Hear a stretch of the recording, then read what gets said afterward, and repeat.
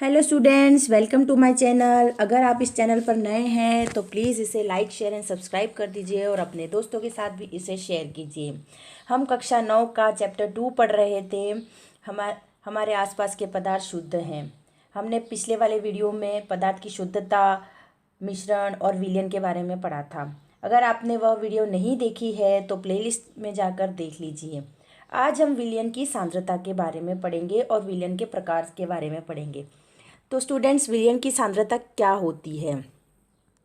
किसी विलयन के इकाई आयतन में विलेय पदार्थ की उपस्थिति मात्रा को विलयन की सांद्रता कहते हैं। किसी विलयन के इकाई आयतन में विलेय पदार्थ की, जो विलेय पदार्थ है उसकी उपस्थिति को विलयन की सांद्रता कहते हैं। उसको हम एक एक्टिविटी के थ्रू समझेंगे।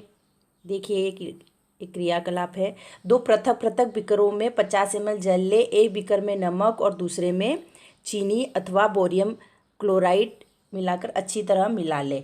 जब विलेय पदार्थ और अधिक न घुले तो 5 डिग्री सेंटीग्रेड तापमान बढ़ाने के लिए बीकर को गर्म करें और विलेय पदार्थ को पुनः मिलाना शुरू करें। अब यहाँ पर आप इस तरह से दो बीकर लें, इसमें जल है और एक में नमक है और एक में आप चीनी ले लीजिए और बोरियम क्लोराइड ले लीजिए। अब इसमें हम पदार्थ को घोलेंगे। अगर वो नहीं घुले तो उसे हम कुछ तापमान देकर गर्म करेंगे। क्या किसी दिए गए ताप पर चीनी, नमक अथवा बेरियम क्लोराइड की जल में घुली गई मात्राएं बराबर होती हैं?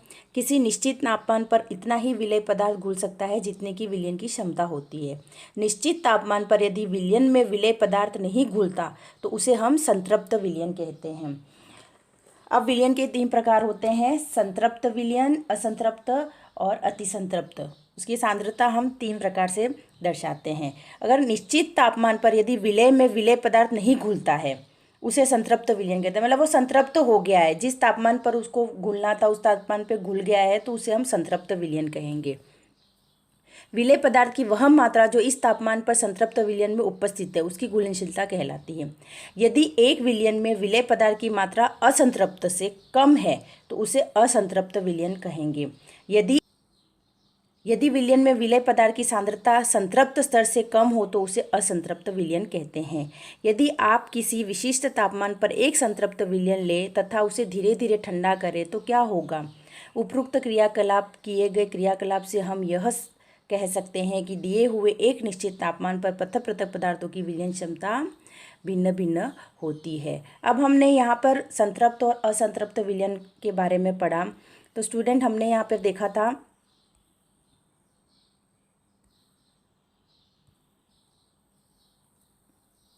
इस तरह से हमने यहाँ पर बीकर लिया था, इसमें कुछ हमने जल लिया और नमक के कण डाल दिए। ये नमक के कण पूरी तरह से घुल गए हैं और इसमें कुछ ही नमक के कण 2 हैं। तो यह विलयन है जो संतृप्त विलयन है। जितना ही उतना पूरा, जितना दिया उतना पूरा घुल गया, तो ये हो गया संतृप्त विलयन।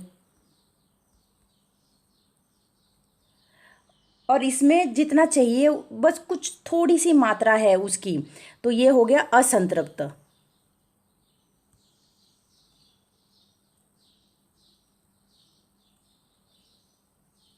आई होप आपको इतना समझ में आ गया होगा संतृप्त विलयन और असंतृप्त विलयन के बारे में। चलिए अब आगे देखते हैं।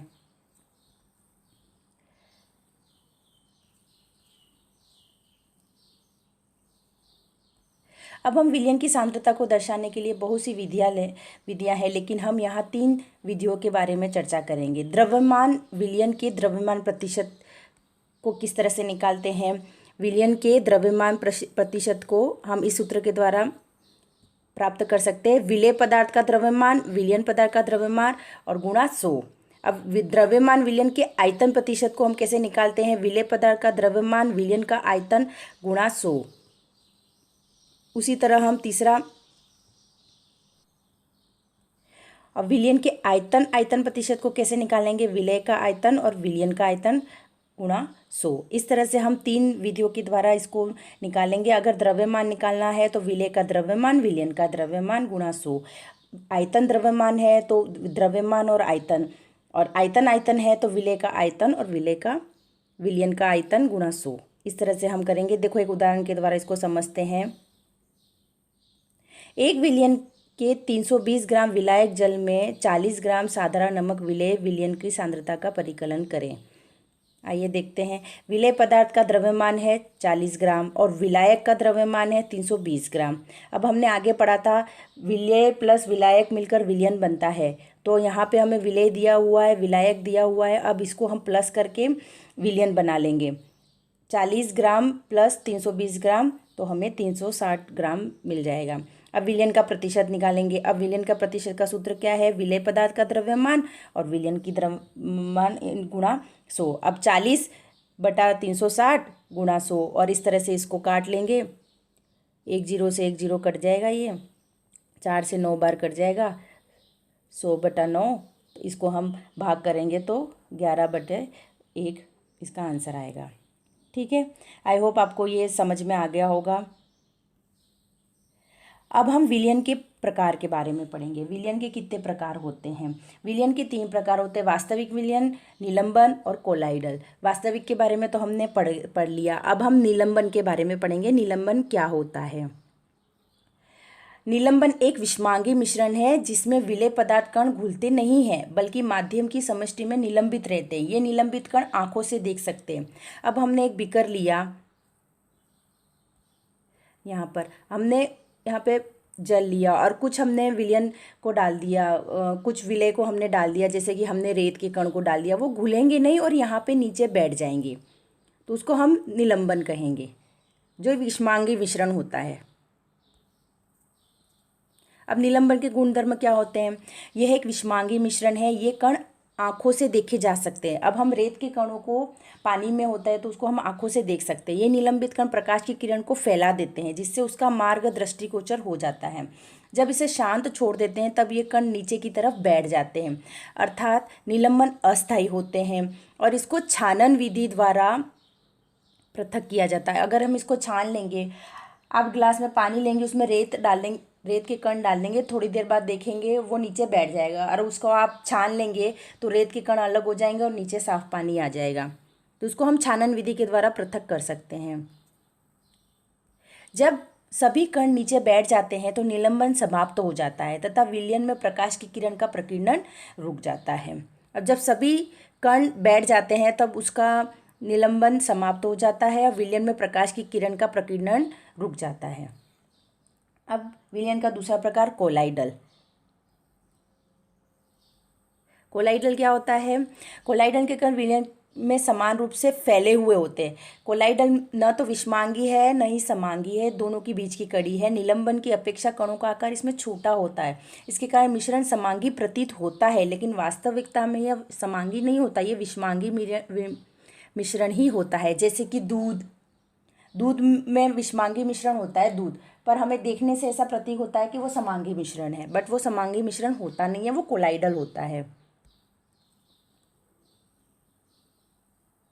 कोलाइडल कणों के छोटे आकार के कारण हम इसे आंख से नहीं देख पाते हैं, लेकिन ये कण प्रकाश की किरण को आसानी से फैला देते हैं। इसका आकार बहुत छोटा होता है। निलंबन में हमने पढ़ा था उसके कणों का आकार बहुत बड़ा होता है और कोलाइडल में उसका आकार बहुत छोटा होता है। हमने प्रकाश की किरण का फैलाना टिंडल प्रभाव कहा जाता है।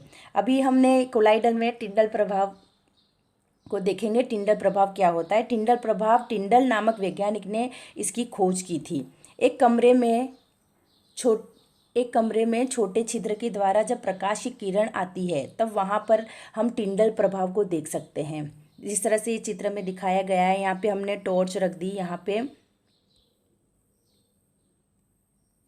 कॉपर सल्फेट का विलयन है एक बीकर में और एक में दूध तथा पानी है, और इस तरह से हमने टॉर्च को दिखाया। तो ये कॉपर सल्फेट का विलयन में टिंडल प्रभाव नहीं प्रतीत होता और दूध तथा पानी के मिश्रण में टिंडल प्रभाव दर्शाता है। टिंडल प्रभाव में प्रकाश प्रकीर्णित होकर फैल जाता है, और ये किसने बताया था? टिंडल नामक वैज्ञानिक ने।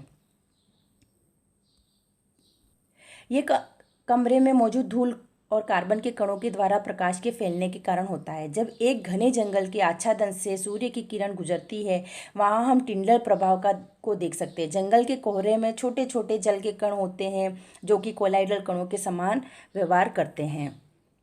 आपने देखा होगा जंगल में एक छोटे से उसमें प्रकाश बिल्कुल फैल जाता है और हमें वहाँ पर एक रोशनी सी दिखाई देती है।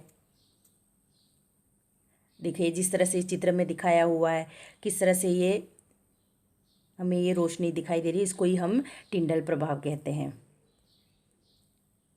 अब कोलाइडल के गुणधर्म। कोलाइडल भी एक विषमांगी मिश्रण है। कोलाइडल के कणों का आकार इतना छोटा होता है कि उसके पृथक आंखों से नहीं देख सकते। अब निलंबन में हमने देखा था कणों का आकार बड़ा होता है और कोलाइडल में इसका आकार छोटा होता है। ये इतने बड़े होते हैं कि प्रकाश की किरण को फैलाते हैं तथा उसके मार्ग को दृश्य बनाते हैं। जब इनको शांत छोड़ दिया जाता है तब ये कण तल पर बैठते हैं, अर्थात ये स्थायी होते हैं। ये छानन विधि द्वारा मिश्रण से पृथक नहीं किए जाते। निलंबन को हम छानन विधि द्वारा पृथक कर सकते हैं, कोलाइडल को हम छानन विधि द्वारा पृथक नहीं कर सकते। स्टूडेंट्स, ये एग्जाम में इस तरह का क्वेश्चन पूछा जा सकता है कि निलंबन और कोलाइडल में क्या अंतर है, तो इस तरह से आप अंतर लिख सकते हैं। किंतु ये एक विशेष विधि द्वारा इसको पृथक किया जाता है जिसको हम अपकेंद्रीकरण विधि कहते हैं। इसके बारे में हम आगे पढ़ेंगे। कोलाइडल विलयन परीक्षित प्रवस्था और परिक्षेपण माध्यम से बनता है। विलेय पदार्थ की तरह का घटक या परीक्षित कण जो कि कोलाइडल रूप से रहता है उसे परीक्षित प्रवस्था कहते हैं। वह घटक जिसमें परीक्षित प्रवस्था निलंबित रहता है उसे परिक्षेपण माध्यम कहते हैं। मतलब डिस्पर्सिंग मीडियम हो जाता है वो। कोलाइडल को परिक्षेपण माध्यम, ठोस, द्रव या गैस की अवस्था और परिक्षेप प्रवस्था के अनुसार वर्गीकृत किया जाता है, जिसको हम ये सारणी में देख सकते हैं। इस तरह से सारणी में बताया गया है परीक्षित प्रवस्था, द्रव, ठोस, गैस और प्रक्षेपण माध्यम इसका क्या है और प्रकार है और ये उदाहरण है। इस सारणी को आप देख लीजिएगा, वीडियो को पॉज करके अच्छे से इसके उदाहरण भी देख लीजिएगा, इसको एग्जाम में पूछा जाता है। तो ठीक है स्टूडेंट्स, आज हमने विलयन के प्रकार के बारे में पढ़ा और उसकी सांद्रता के बारे में पढ़ा, संतृप्त विलयन, असंतृप्त विलयन और निलंबन के बारे में पढ़ा, कोलाइडल के बारे में पढ़ा। आई होप आपको ये चैप्टर समझ में आ गया होगा। इसका आगे का भाग हम नेक्स्ट वीडियो में कंप्लीट करेंगे। मिश्रण के घटकों का पृथक्करण हम नेक्स्ट वीडियो में पढ़ेंगे। तब तक के लिए आप इसको रिवाइज करते रहिए और अगर आपको मेरा पढ़ाने का तरीका अच्छा लगा तो प्लीज़ मेरे वीडियो को लाइक, शेयर एंड सब्सक्राइब ज़रूर कीजिए। Bye bye, take care.